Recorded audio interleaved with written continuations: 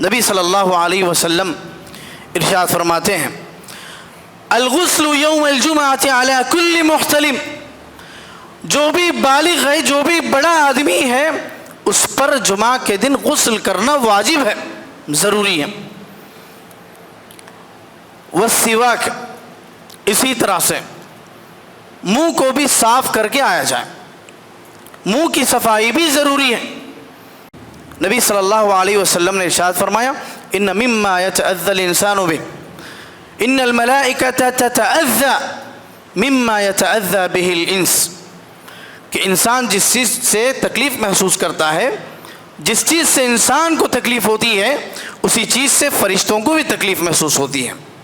سلمان فارسی رضی اللہ عنہ کہتے ہیں میں نے نبی صلی اللہ علیہ وسلم سے کہتے ہوئے سنا لا يغتسل رجل يوم الجمعة ويتطهر ما استطاع من طهر ويدهن من دهنه أو يمص من طيب بيته ثم يخرج فلا يفرق بين اثنين ثم يصلي ما كتب له ثم ينصت إذا تكلم الإمام إلا غفر له ما بينه وبين الجمعة الأخرى، کہ جو شخص پاکی صفائی کا اہتمام کرتا ہے، جمعہ کے دن تیل لگانے کا اہتمام کرتا ہے، یا گھر میں جو خوشبو ہے جس قدر ہو سکے خوشبو کا استعمال کرتا ہے، خوشبو لگانے کا اہتمام کر کے مسجد کو تشریف لاتا ہے، اور دو آدمیوں کو پھلانگ کر کے نہ آئے اور خاموشی سے امام کا خطبہ سنے، الا غفر له ما بینہ وبین الجمعۃ الاخری، اس جمعہ اور آئندہ جمعہ کے درمیان جتنے وہ صغیرہ گناہ کرے گا سب کے سب گناہ معاف کر دیے جائیں گے۔ ان الحمد للہ نحمده ونستعینه ونستغفره ونعوذ باللہ من شرور انفسنا ومن سیئات اعمالنا، من يهد الله فلا مضل له ومن يضلل فلا هادي له، وأشهد أن لا إله إلا الله وحده لا شريك له، وأشهد أن محمدًا عبده ورسوله۔ يا أيها الذين آمنوا اتقوا الله حق تقاته ولا تموتن إلا وأنتم مسلمون۔ يا أيها الناس اتقوا ربكم الذي خلقكم من نفس واحدة وخلق منها زوجها وبث منهما رجالا كثيرا ونساء واتقوا الله الذي تساءلون به والأرحام إن الله كان عليكم رقيبا۔ يا أيها الذين آمنوا اتقوا الله وقولوا قولا سديدا يصلح لكم أعمالكم ويغفر لكم ذنوبكم ومن يطع الله ورسوله فقد فاز فوزا عظيما۔ أما بعد فإن خير الحديث كتاب الله وخير الهدي هدي محمد صلى الله عليه وسلم وشر الأمور محدثاتها وكل محدثة بدعة وكل بدعة ضلالة وكل ضلالة في النار، فأعوذ بالله السميع العليم من الشيطان الرجيم من همزه ونفخه ونفثه۔ بسم الله الرحمن الرحيم۔ يوم نقول لجهنم هل امتلأت وتقول هل من مزيد وأزلفت الجنة للمتقين غير بعيد هذا ما توعدون لكل أواب حفيظ من خشي الرحمن بالغيب وجاء بقلب منيب ادخلوها بسلام ذلك يوم الخلود لهم ما يشاءون فيها ولدينا مزيد۔ وقال تعالى في موضع آخر يا أيها الذين آمنوا إذا نودي للصلاة من يوم الجمعة فاسعوا إلى ذكر الله وذروا البيع ذلكم خير لكم إن كنتم تعلمون۔ جمعہ کی فضیلتوں میں یہ بات بتلائی گئی تھی کہ جمعہ کی حیثیت وہی ہے جو حیثیت کے اسلام کی نظر میں سال کے 12 مہینوں میں رمضان کی ہے۔ اس اعتبار سے بھی کہ ماہ رمضان سال کے 12 مہینوں میں سردار مانا جاتا ہے، اور رمضان کو سال کے 12 مہینوں میں ایک الگ حیثیت اور ایک الگ خاصیت حاصل ہے۔ وہی حیثیت، وہی خاصیت روزے جمعہ کی بھی ہے۔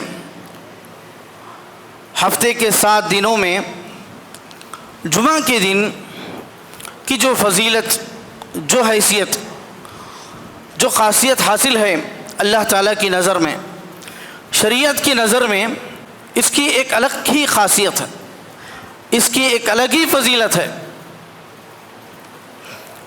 جس طرح سے رمضان مہینوں میں سردار مانا جاتا ہے، اسی طرح سے جمعہ کا دن بھی سید الایام، ہفتے کے 7 دنوں میں سردار مانا جاتا ہے۔ نبی صلی اللہ علیہ وسلم کی حدیث بھی آپ کے سامنے سنائی گئی، اور اس اعتبار سے بھی ایک الگ حیثیت، ایک الگ خاصیت حاصل ہے کہ اللہ تعالیٰ نے جمعہ کا نام قرآن مجید میں لیا ہے۔ جس طرح سے رمضان کا نام اللہ تعالیٰ نے قرآن مجید میں لیا ہے، کیونکہ اس کی ایک الگ ہی حیثیت حاصل ہے، اسی طرح سے جمعہ کا نام بھی اللہ تعالیٰ نے قرآن مجید میں لیا ہے، بلکہ جمعہ کے نام سے ایک مکمل سورت ہی نازل کر دی ہے، اس لیے کہ اللہ تعالیٰ کے پاس اس کی ایک الگ حیثیت حاصل ہے۔ اللہ تعالیٰ کی نظر میں اللہ تعالیٰ نے قرآن مجید میں جس کا نام لیا ہے تو گویا اس کی ایک الگ حیثیت حاصل ہے۔ صحابہ میں زید رضی اللہ عنہ کا نام سورہ احزاب کے اندر زید بن حارثہ رضی اللہ عنہ کا نام لیا گیا، فلما قضى زید منها وطرا، تو زید رضی اللہ عنہ کی ایک الگ خصوصیت ہو گئی کہ اللہ تعالیٰ نے ان کا نام قرآن مجید میں لیا ہے۔ تو اسی طرح سے اللہ تعالیٰ نے سورہ جمعہ کے نام سے ایک مکمل سورت ہی قرآن مجید میں نازل کر دی ہے، اور اس کا تذکرہ اللہ تعالیٰ نے سورہ جمعہ کے اندر کیا ہے۔ یا ایھا الذین آمنوا اذا نودی للصلاة من یوم الجمعہ، جمعہ کا لفظ اس قرآن مجید میں آیا۔ باقی آپ دیکھ لیں، یوم السبت، یوم الاحد، یوم الاثنین، یوم الثلاثاء، یوم الاربعاء، یوم الخمیس، کسی کا نام آیا ہے؟ جمعہ کو چھوڑ کر کے کسی اور دن کا نام قرآن مجید میں نہیں لیا گیا۔ تو بہرحال جمعہ کے فضائل میں، جمعہ کے خصائص میں یہ بات بھی آپ کے سامنے رکھی گئی کہ اس دن بڑے بڑے حادثات، بڑے بڑے واقعات ہوئے ہیں۔ جمعہ کے دن آدم علیہ السلام کی تخلیق ہوئی، جمعہ کے دن آدم علیہ السلام کو جنت میں داخل کیا گیا، جمعہ کے دن آدم علیہ السلام کو جنت سے نکالا گیا، اور اسی دن جمعہ کے دن ہی اللہ تعالیٰ نے آدم علیہ السلام کو زمین پر نازل فرمایا، زمین کی طرف بھیجا، اور جمعہ کے دن ہی آدم علیہ السلام کی وفات ہوئی، اور جمعہ کے دن ہی سور پھونکا جائے گا، اور جمعہ کے دن ہی قیامت کے زلزلے اور قیامت کا آغاز ہوگا۔ تو اس دن بڑے بڑے واقعات رونما ہوں گی، گرچہ کہ یہ ساری چیزیں اس کی فضیلت میں حاصل نہیں ہیں، اس سلسلے میں علماء کا اختلاف ہے کہ یہ ساری چیزیں جمعہ کی فضیلت میں شامل ہیں یا نہیں ہیں، یہ اور بات ہے۔ بعض کہتے ہیں کہ ساری چیزیں فضیلت میں شامل ہیں، بعض کہتے ہیں کہ فضیلت میں شامل ہیں، اس سے ہم کو سروکار نہیں، لیکن جمعہ کے دن شریعت نے ہم کو بعض چیزوں کا پابند بنایا۔ جمعہ کے دن شریعت نے ہم کو کچھ آداب سکھلائے، کچھ مسائل کا پاس و لحاظ کرنا اس دن ازحد ضروری ہے۔ کچھ آداب ہیں، کچھ مسائل ہیں، چند آداب اور چند مسائل کا تذکرہ میں کروں گا۔ سب سے پہلا ادب جو جمعہ کے دن شریعت نے ہم کو سکھلایا ہے، سب سے پہلا ادب یہ ہے کہ جمعہ کے دن غسل کیا جائے، جمعہ کے دن نہایا جائے، جمعہ کے دن پاکی صفائی کا لحاظ کیا جائے، پھر مسجد کو آیا جائے۔ بعض حضرات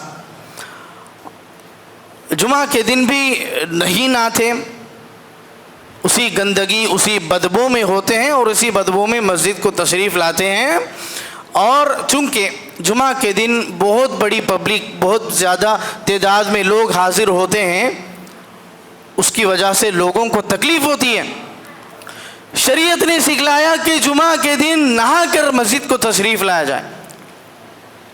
یہ حکم آنے سے پہلے صحابہ چونکہ تجارت کیا کرتے تھے، دھوپ میں خون پسینہ بہا کر کے پیسہ کمایا کرتے تھے، تو صحابہ جب مسجد کو آتے تو اسی پسینے اسی بدبو میں مسجد کو تشریف لاتے، جس طرح سے عام دنوں میں نماز ظہر کو تشریف لاتے۔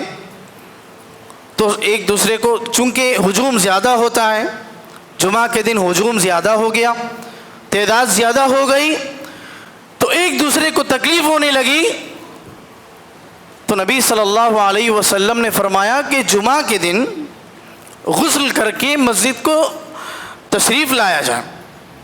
تو یہ جمعہ کا سب سے پہلا ادب شریعت نے ہم کو جو سکھلایا وہ یہ ہے کہ جمعہ کے دن غسل کر کے نہا کر کے مسجد کو آیا جائے۔ نبی صلی اللہ علیہ وسلم ارشاد فرماتے ہیں، الغسل یوم الجمعۃ علی کل محتلم، جو بھی بالغ ہے، جو بھی بڑا آدمی ہے، اس پر جمعہ کے دن غسل کرنا واجب ہے، ضروری ہے۔ والسواک، اسی طرح سے منہ کو بھی صاف کر کے آیا جائے، منہ کی صفائی بھی ضروری ہے۔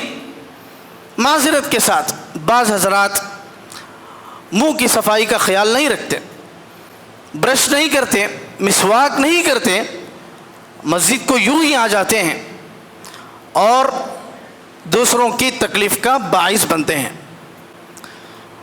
یہ جیسا کہ جمعہ کا ایک ادب ہے، اسی طرح سے مسجد کا بھی ایک ادب یہ ہے کہ منہ کی صفائی کا خیال رکھا جائے۔ آپ جب مسجد کو آتے ہیں منہ صاف کر کے آیا جائے، چاہے آپ برش کرو، چاہے آپ مسواک کرو، چاہے کچھ اور استعمال کرو، لیکن منہ صاف کر کے مسجد کو تشریف لایا جائے۔ یہ چونکہ جمعہ کا بھی ادب ہے، مسجد کا بھی ادب ہے۔ اور ایک بات یاد رکھیں کہ جس چیز سے انسان کو تکلیف ہوتی ہے اسی چیز سے فرشتوں کو بھی تکلیف ہوتی ہے۔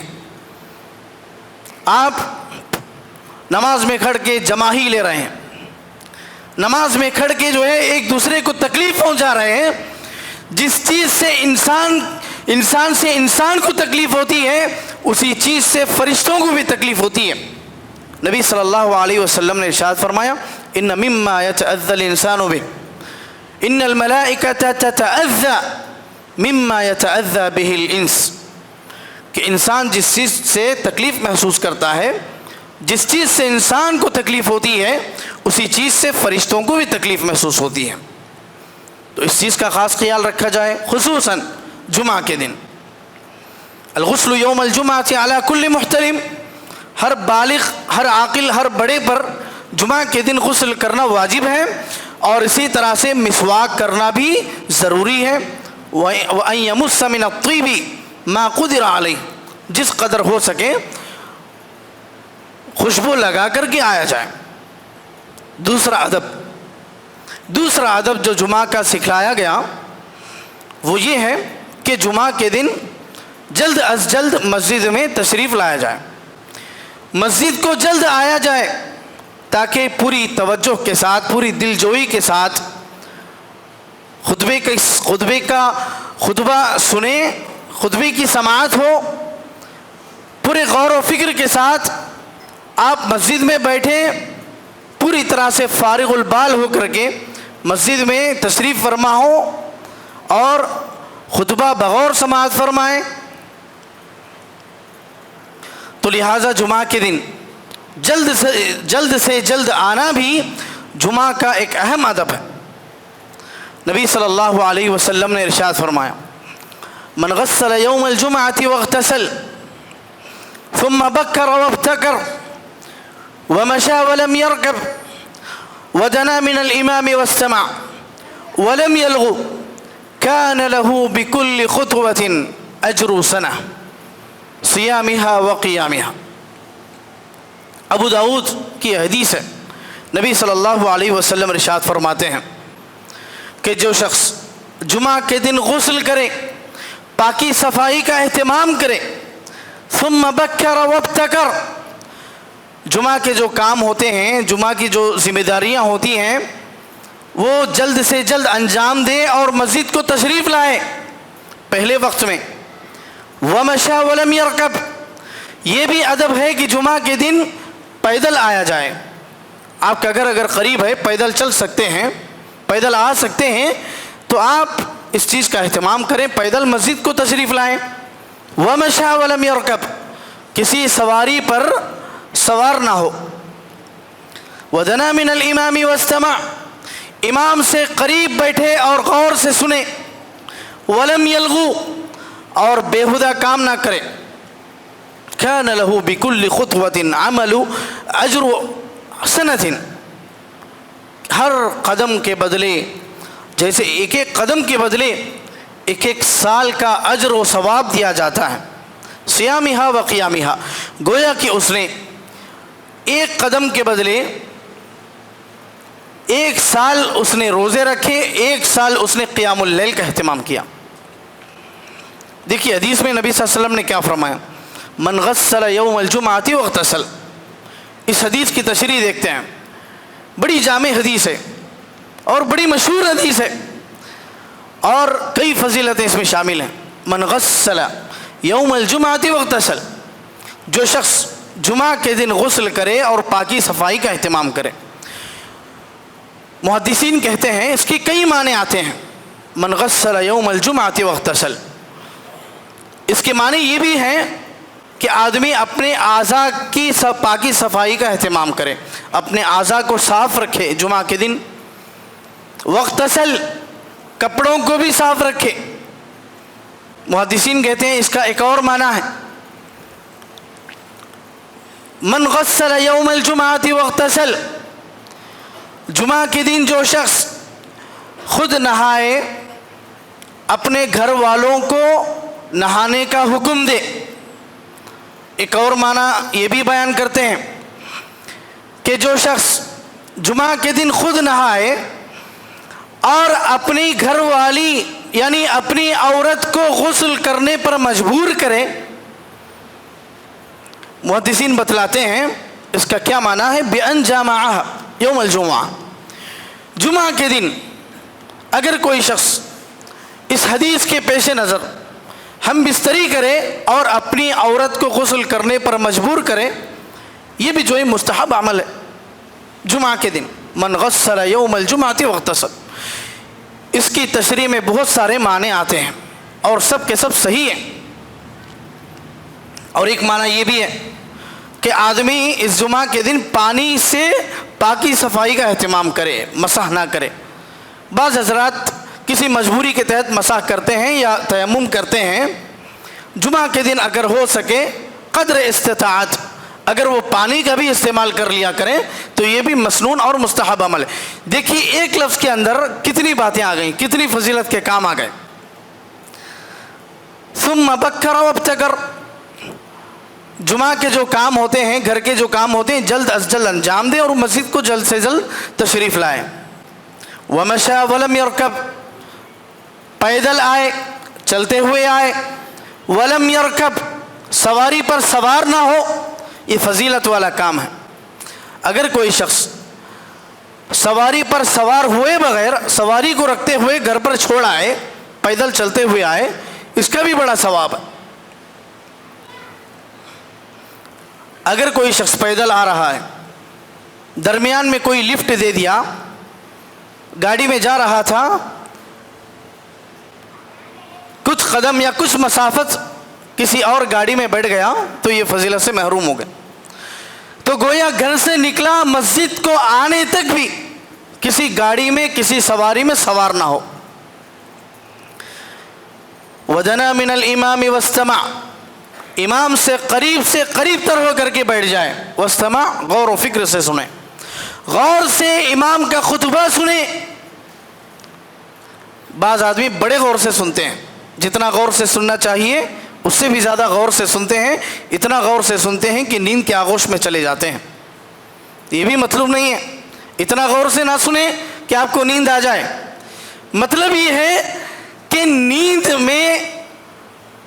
نیند کا شکار ہوئے بغیر امام کے قریب بیٹھیں اور غور سے سنیں. ہمارے استاد محترم عبداللہ جولم عمری حفظہ اللہ سے میں نے سنا ہے، وہ کہتے ہیں کہ وَاسْتَمَعْ کے معنی میں یہ بھی آتا ہے کہ خطبہ سننے والا خطیب کو دیکھ کر کے سنے. بعض حضرات نیچے دیکھ کر کے سنتے ہیں، مصلی کو دیکھ کر کے امام کا خطبہ سنتے ہیں. بہتر اور افضل عمل یہ ہے کہ خطیب کو دیکھ کر کے سنا جائے. کیوں؟ اس لیے کہ خطیب کو جب آپ دیکھ کر کے خطبہ سنتے ہیں تو اس کی کیفیت کچھ اور ہوتی ہے. آپ کو زیادہ سے زیادہ وہ خطبہ سمجھ میں آتا ہے. تو اس میں یہ معنی بھی پوشیدہ ہے اور مخفی ہے کہ آپ امام صاحب کو بغور سماعت کریں اور دیکھ کر کے سماعت کریں. ولم یلغو، بیہودہ کام نہ کریں، ادھر ادھر دیکھ رہے ہیں اور بالوں کو سنوار رہے ہیں اور ادھر ادھر کھجا رہے ہیں، کھجلی کر رہے ہیں اور یہاں وہاں کی فکر ہے آپ کو، کون کہاں بیٹھ رہا ہے، کون کیا کر رہا ہے، کوئی غلطی کیا اس کی اصلاح کرنے اڑ گئے، اس کی اصلاح کرنے کے لیے کچھ بول رہے ہیں. یہ ساری کی ساری چیزیں بیہودہ کاموں میں ہیں، گرچہ کہ آپ دوسرے کی اصلاح کر رہے ہیں. جمعہ کے دن کوئی آپ کے سامنے کوئی غلط کام بھی کرے اس کی اصلاح نہ کریں. یہ کام خطیب حضرات کا ہے، جو خطبہ دیتے ہیں ان کا کام ہے. کوئی اگر بیہودہ کام کرے تو اس کو خطیب ٹوک سکتا ہے، روک سکتا ہے. یہ جو اس سننے والے کا کام نہیں ہوتا. بعض حضرات اس کو ثواب سمجھ کے کرتے ہیں، حالانکہ یہ عمل ان کے لیے مطلوب نہیں ہے. ان کے لیے کون سا عمل مطلوب ہے؟ بس بیٹھنا ہے، غور سے امام کا خطبہ سننا ہے، ورنہ فضیلت سے محروم ہو جائیں گے. اگر کوئی شخص یہ سارے اعمال کو انجام دیتا ہے، وَلَمْ يَلْغُ كَانَ بِكُلِّ خُطْوَةٍ، ہر قدم کے بدلے 1 سال کے قیام، 1 سال کے صیام کا اجر دیا جاتا ہے. اسی طرح سے ایک اور حدیث آتی ہے، ابو ہریرہ رضی اللہ عنہ ارشاد فرماتے ہیں، بخاری و مسلم کی روایت ہے، من اغتسل یوم الجمعۃ غسل الجنابہ، جو شخص جمعہ کے دن غسل جنابت کا اہتمام کرے. غسل جنابت آپ جانتے ہیں کہ غسل جنابت کس لیے ہوتا ہے. غسل جنابت کا اہتمام کرے اور جمعہ کے دن آئے. اس کی مصلحت کیا ہے؟ من غسل یوم الجمعۃ واغتسل، اور اسی طرح سے اس حدیث میں کہا گیا من اغتسل یوم الجمعۃ غسل الجنابہ، جو شخص غسل جنابت کا اہتمام کر کے مسجد کو آتا ہے. کیا اس کا کیا مطلب ہے؟ محدثین کہتے ہیں کہ اگر کوئی شخص اس کام کو انجام دیتا ہے، مباشرت کر کے جمعہ کے دن غسل کا اہتمام کر کے، غسل جنابت کا اہتمام کر کے مسجد کو آتا ہے، درمیان میں اگر کوئی چیز اس کو عبادت سے موڑنے والی بھی نظر آئے تو اس کا کوئی اثر نہیں رہتا. یہ بڑی مصلحت اس میں رکھی گئی ہے. حدیث میں کہا گیا ثم راح، غسل کرنے کے بعد اگر کوئی شخص پہلی وقت میں آتا ہے، فکأنما قر بدنة اقرن، فکأنما قرب بدنہ، گویا کہ اس نے ایک اونٹ کو جو ہے قربان کیا. ومن راح فی الساعة الثانیہ فکأنما قرب بقرة، جو شخص جمعہ کے دوسری گھڑی میں آتا ہے گویا کہ اس نے ایک گائے کو جو ہے اللہ کی راہ میں ذبح کیا، اللہ کی راہ میں قربان کیا. ومن راح فی الساعة الثالثہ، اور جو شخص تیسری گھڑی میں آتا ہے، تیسرے وقت میں آتا ہے، فکأنما قرب کبشا اقرن، تو گویا اس نے سینگ والی بکری یا سینگ والے بکرے کی قربانی پیش کی. ومن راح فی الساعۃ الرابعہ، جو شخص چوتھے حصے میں آتا ہے فکأنما قرب دجاجہ، تو گویا اس نے مرغی کو قربان کیا۔ ومن راح فی الساعۃ الخامسہ، اور جو شخص پانچویں گھڑی میں آئے، پانچویں حصے میں آئے فکأنما قرب بیضہ، تو گویا اس نے مرغی کے انڈے کو قربان کیا۔ فإذا خرج الامام، اور جب امام ممبر کی طرف چلا جائے، ممبر پر کھڑا ہو جائے اور خطبہ دینا شروع کر دے، حضرت الملائکۃ یستمعون الذکر، فرشتے جو ہے دفتروں کو بند کر کے مسجدوں میں خطبہ سننے کے لیے بیٹھ جاتے ہیں اور غور سے سنتے ہیں۔ یستمعون الذکر، ذکر کو، خطبے کو بہت غور سے سنتے ہیں۔ تو گویا جو شخص پہلی گھڑی میں آتا ہے جمعہ کے دن، سب سے پہلے آنا شرط نہیں ہے، اگر کوئی شخص دوسرے نمبر پر آتا ہے، تیسرے نمبر پر آتا ہے تو وہ بھی پہلی فضیلت حاصل کر سکتا ہے۔ اس سے مراد پہلا آدمی نہیں ہے، اس سے مراد پہلی گھڑی ہے، شروع کے وقت میں، یعنی دوپہر ہونے سے پہلے اگر کوئی شخص آ جاتا ہے جمعہ کے لیے تو گویا اس کا بہت بڑا ثواب ہے۔ اور جو شخص دوسرے گھڑی میں آتا ہے، جیسے جیسے بعد میں آتا جاتا ہے تو گویا اس کی فضیلت میں کمی آتی ہے۔ اور جیسے امام صاحب خطبہ دینے کے لیے ممبر پر کھڑے ہو جاتے ہیں تو گویا فرشتے اپنا دفتر بند کر کے مسجد میں خطبہ سننے کے لیے آ جاتے ہیں۔ اور اسی طرح سے تیسرا ادب یہ بتایا گیا کہ جمعہ کے دن نبی صلی اللہ علیہ وسلم پر درود بھیجا جائے۔ جمعہ کے دن نبی صلی اللہ علیہ وسلم پر صلاۃ و سلام کا اہتمام کیا جائے۔ یہ تو عام 7 دنوں کی بات ہے، کبھی بھی آپ جو ہے درود پڑھ سکتے ہیں، کبھی بھی آپ جو ہے نبی صلی اللہ علیہ وسلم پر صلاۃ و سلام پڑھ سکتے ہیں، لیکن جمعہ کے دن خصوصیت کے ساتھ اس کا اہتمام کریں۔ نبی اکرم صلی اللہ علیہ وسلم نے ارشاد فرمایا، اکثروا علی من الصلاۃ فی یوم الجمعہ، جمعہ کے دن مجھ پر زیادہ سے زیادہ درود پڑھا کرو۔ اور درود پڑھنے کے مختلف طریقے ہیں، مختلف الفاظ شریعت میں آئے۔ صلی اللہ علی نبینا محمد، آپ مختصر انداز میں یہ بھی کہہ سکتے ہیں صلی اللہ علیہ وسلم، یہ بھی درود پڑھنے کا ایک طریقہ ہے۔ اور درود ابراہیمی، صلاۃ ابراہیمی سب سے افضل الفاظ ہیں، آپ اس کا بھی اہتمام کر سکتے ہیں۔ اللہم صلی علی محمد وعلی آل محمد کما صلیت علی ابراہیم وعلی آل ابراہیم انک حمید مجید، اللہم بارک علی محمد وعلی آل محمد کما بارکت علی ابراہیم وعلی آل ابراہیم انک حمید مجید، ان الفاظ کا بھی اہتمام کریں۔ ابن عثیمین رحمہ اللہ کہتے ہیں کہ جمعہ کے دن یا جمعہ کے علاوہ دوسرے ایام میں بھی درود پڑھنا، یہ جو ہے نبی صلی اللہ علیہ وسلم کی ضرورت نہیں، نبی صلی اللہ علیہ وسلم کو اس کی ضرورت نہیں کہ آپ ان پر درود پڑھیں یا آپ ان کے لیے دعائیں کریں، نبی صلی اللہ علیہ وسلم کو اس کی ضرورت نہیں ہے، بلکہ آپ کو خود اس کی ضرورت ہے۔ نبی صلی اللہ علیہ وسلم پر درود پڑھیں، صلاۃ و سلام کا اہتمام کریں، یہ آپ کی ضرورت ہے، نبی صلی اللہ علیہ وسلم کی ضرورت نہیں ہے۔ اس لیے کہ اگر آپ ایک مرتبہ درود کا اہتمام کرتے ہیں، ایک مرتبہ صلاۃ و سلام پڑھتے ہیں تو اللہ تعالیٰ 10 مرتبہ آپ پر رحمتوں کا نزول کرتا ہے۔ صحیح حدیث ہے، نبی صلی اللہ علیہ وسلم، ابو ذر غفاری رضی اللہ عنہ حدیث کے راوی ہیں، نبی صلی اللہ علیہ وسلم ایک جگہ بیٹھے ہوئے تھے، مدینے کا ایک علاقہ ہے، آج بھی وہ مسجد ابی ذر کے نام سے مشہور ہے، مسجد ابی ذر الغفاری آج بھی مدینے میں موجود ہے۔ وہاں نبی صلی اللہ علیہ وسلم بیٹھے ہوئے تھے، خود ابو ذر غفاری رضی اللہ عنہ اس حدیث کے راوی ہیں، کہتے ہیں کہ نبی صلی اللہ علیہ وسلم نے فرمایا، من صلی علیہ صلاۃ صلی اللہ علیہ بعشرہ، نبی صلی اللہ علیہ وسلم بیٹھے ہوئے تھے، ان پر وحی ہوئی کہ جو شخص ایک مرتبہ نبی صلی اللہ علیہ وسلم پر درود پڑھے تو اللہ تعالیٰ اس پر 10 مرتبہ رحمتوں کا نزول فرماتے ہیں۔ تو یہ جو درود پڑھنے کی فضیلت بتائی گئی ہے، اور خاص کر کے جمعہ کے دن اس کا اہتمام کریں۔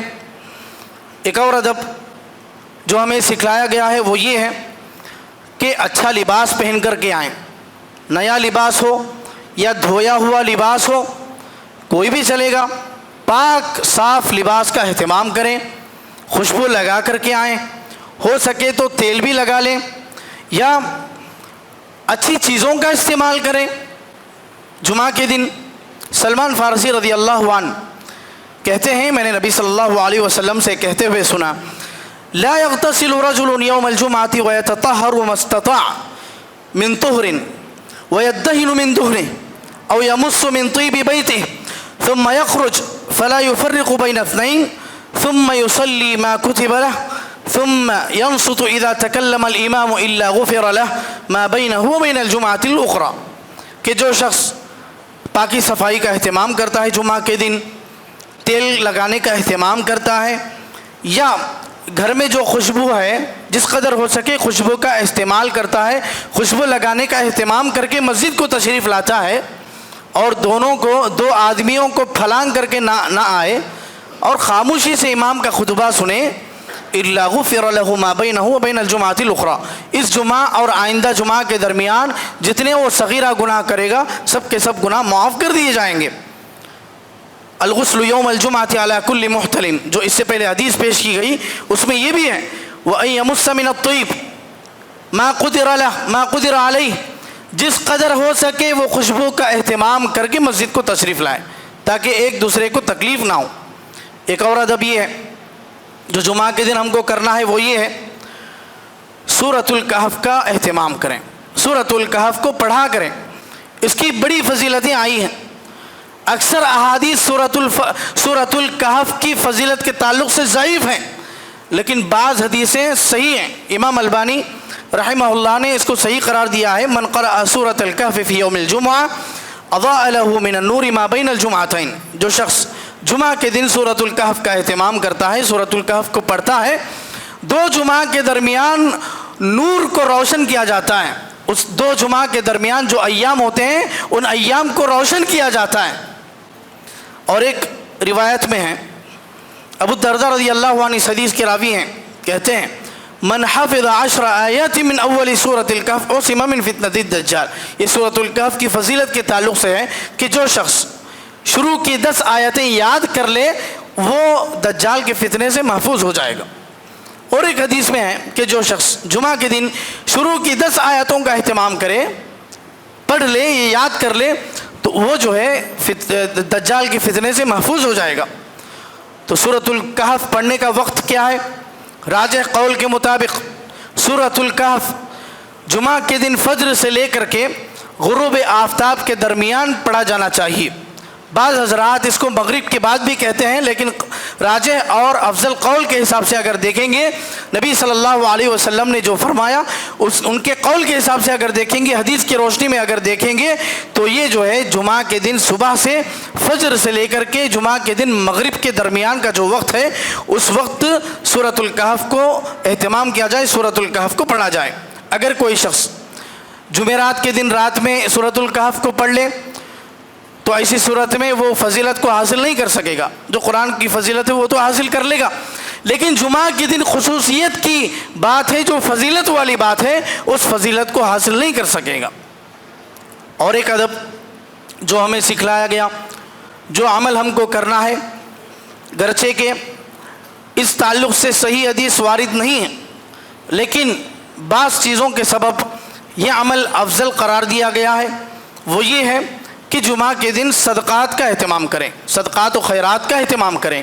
جمعہ کے دن صدقات و خیرات کا اہتمام کرنا اس کی بھی کچھ الگ فضیلت ہے، گرچہ کہ کوئی صحیح حدیث صدقہ جمعہ کے دن صدقے کے تعلق سے نہیں ہے کہ جمعہ کے دن صدقہ کرنے سے فلاں فضیلت حاصل ہے، لیکن شریعت کا ایک اصول یہ ہے کہ جو وقت افضل وقت ہو یا جو جگہ افضل جگہ ہو، اگر کوئی شخص ان اوقات میں یا ان جگہوں میں فضیلت والا کام کرتا ہے تو اس کی فضیلت میں اضافہ ہو جاتا ہے۔ مثال کے طور پر آپ یہاں بیٹھ کر کے قرآن پڑھتے ہیں، گھر میں بیٹھ کر کے قرآن پڑھتے ہیں، اور وہی آپ حرمین میں بیٹھ کر کے قرآن مجید کی تلاوت کرتے ہیں، دونوں میں بڑا فرق ہے، اس لیے کہ وہاں جگہ کی فضیلت بتائی گئی ہے، اور جس جگہ فضیلت بتائی گئی ہو، جگہ کی فضیلت ہو، وہاں آپ اگر عمل کرتے ہیں اس کی فضیلت میں اور اضافہ ہو جاتا ہے۔ یا زمانے کی فضیلت لے لیجئے، آپ عام ایام میں قرآن مجید کی تلاوت کرتے ہیں، آپ جمعہ کے دن تلاوت کرتے ہیں، دونوں میں بڑا فرق ہے۔ آپ عام مہینوں میں قرآن مجید کی تلاوت کرتے ہیں، رمضان المبارک میں تلاوت کا اہتمام کرتے ہیں، دونوں میں بڑا فرق ہے، اس لیے کہ کہ زمانے کی جو فضیلت حاصل ہے اس فضیلت کے پیش نظر یہ عمل کی فضیلت میں بھی جو ہے اضافہ ہو جاتا ہے۔ ابن قیم رحمہ اللہ کہتے ہیں کہ جمعہ کے دن صدقہ کرنے کی ایک الگ خصوصیت ہے۔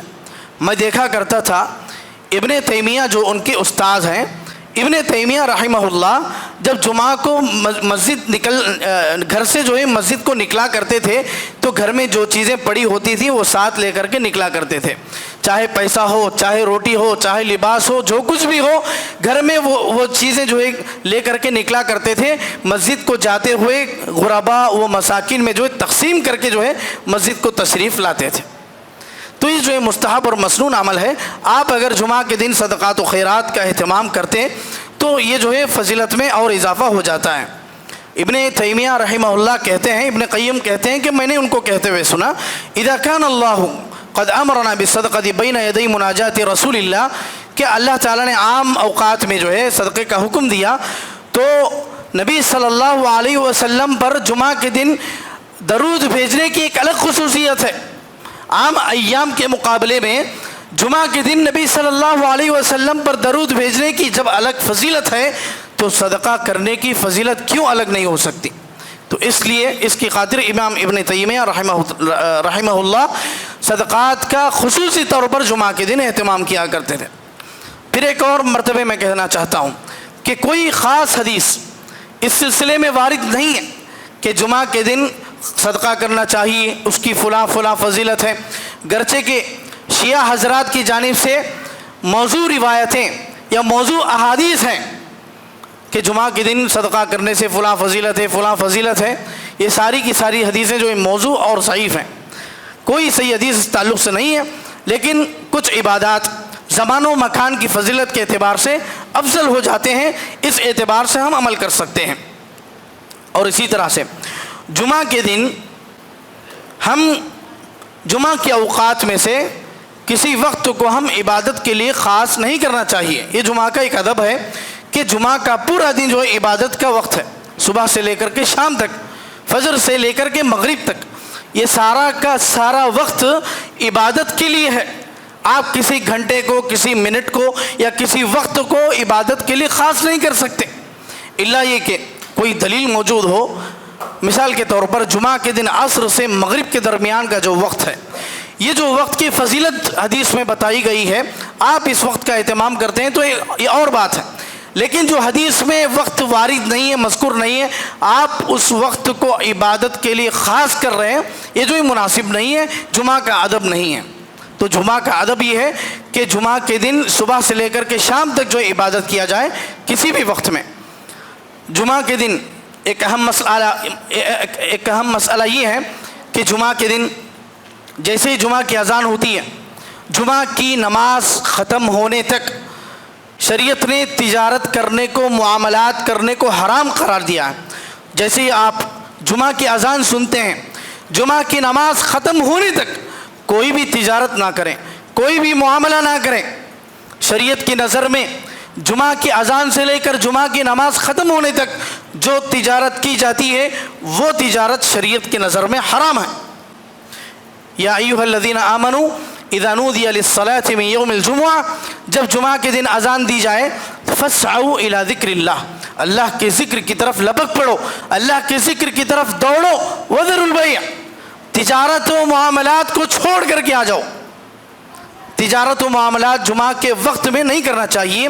جس طرح سے یہودیوں پر اللہ تعالیٰ نے ہفتے کا پورا دن شکار کرنے سے یا مچھلیوں کی تجارت کرنے سے حرام قرار دیا تھا، اسی طرح سے امت مسلمہ کو بھی اللہ تعالیٰ نے جمعہ کے وقت میں تجارت کرنے کو حرام قرار دیا ہے۔ باقی اوقات میں آپ تجارت کر سکتے ہیں، لیکن جمعہ کے وقت میں تجارت نہیں کرنا چاہیے۔ اللہ تعالیٰ نے رحم کرتے ہوئے پورے جمعہ کے بدلے صرف اور صرف جمعہ کا جو وقت ہے اس وقت اللہ تعالیٰ نے حرام قرار دیا ہے۔ یہودیوں کے اوپر پورا دن حرام تھا، لیکن امت محمدیہ پر صرف اور صرف جمعہ کا وقت ہے، اذان سے لے کر کے نماز کے ختم ہونے تک۔ اس کے علاوہ اور بہت سارے مسائل ہیں۔ جمعہ کے وقت کیسے بیٹھنا چاہیے، جمعہ کے وقت جو ہے کیسے سننا چاہیے، جمعہ کے دن کیا کیا احکامات ہیں، کوئی چھینکے تو اس کا جواب بھی نہ دیں، کوئی سلام کرے اس کا جواب بھی نہ دیں۔ جب امام گفتگو کرے تبھی آپ گفتگو کر سکتے ہیں، کسی اور کے ساتھ گفتگو نہیں کر سکتے۔ کسی اور کے ساتھ کوئی اور گفتگو کرنا حرام ہے، کوئی کسی کے ساتھ گفتگو نہیں کر سکتا جب تک کہ امام خطبہ ختم نہ کر لے۔ وہ شخص امام کے ساتھ گفتگو کر سکتا ہے اور امام جو ہے اس کے ساتھ گفتگو کر سکتا ہے۔ اور اس کے علاوہ بھی بہت سارے مسائل ہیں لیکن وقت ساتھ نہیں دے رہا ہے، لہٰذا میں انہی باتوں پر اپنی خطبہ جمعہ کو ختم کرنا چاہتا ہوں۔ اللہ رب العالمین سے دعا ہے اللہ رب العالمین ہم تمام کو اسلام کی ساری تعلیمات پر عمل پیرا ہونے کی توفیق عطا فرمائے، اور جمعہ کے جو خصوصی طور پر آداب اور تعلیمات ہمیں دی گئی ہیں شریعت کے نظر میں، جو جمعہ کے آداب ہیں ان کا اہتمام کرنے کی توفیق عطا فرمائے۔ آمین۔ وآخر دعوانا ان الحمد للہ رب العالمین۔ بارک اللہ لنا ولکم فی القرآن المجید ونفعنا وإیاکم بما فیہ من الآیات والذکر الحمید، انہ تعالی جواد کریم ملک بر رؤوف رحیم ورب حلیم۔